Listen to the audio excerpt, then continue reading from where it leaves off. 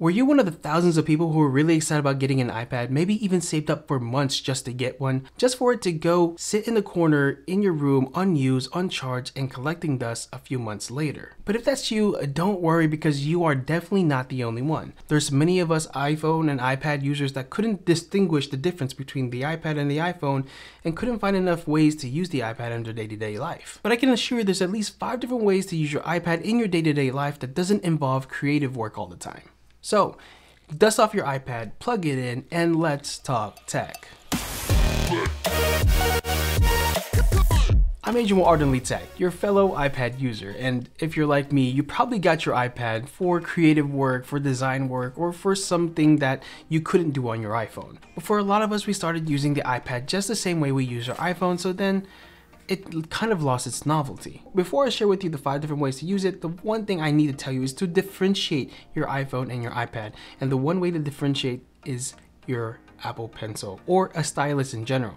You don't need to get an Apple Pencil, though I recommend it. You can totally get away with using cheaper alternatives on Amazon. We've tried a few of those styluses and they're pretty great, so check out those videos in the cards. But essentially you just need something that's going to differentiate your iPhone from your iPad, and the one thing you can do on an iPad that you can't do on an iPhone is write with the stylus. And that leads me to my first thing, which is staying organized, but really note-taking.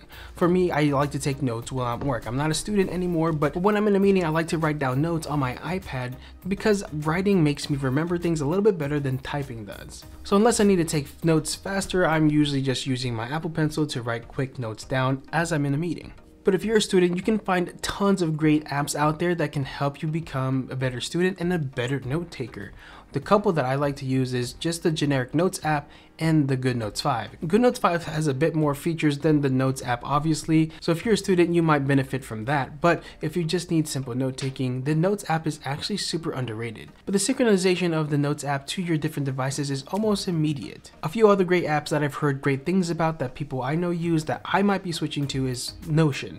Notion helps you stay organized and take notes, and a bunch of other things like project management. What really intrigues me about Notion is the fact that everything you want or need in organization and day-to-day life is in one app, versus having things in a Notes app and the Reminders app. Having a place for it all to live in one single app is very intriguing to me. So if you're interested in learning Notion with me, make sure to leave a comment below and I'll make sure to keep that in mind. Another way to incorporate your iPad into your day-to-day life is to dedicate your iPad to become just your sole leisure device. Whether it's watching movies, TV, YouTube, or playing games, making your iPad your leisure device can make it so that you're using your iPhone less. Granted, there are some social media apps that don't have an iPad counterpart app, which can be a little annoying having to enlarge things, but being able to separate the two devices and the uses of the two devices is super helpful. And come on, watching a show and a movie on a smaller device versus a larger device, I think the larger device is always going to win, and this is only the mini. I have the Pro too, and the Pro is even better to watch movies and TVs on. But one thing that my wife and I like to do is actually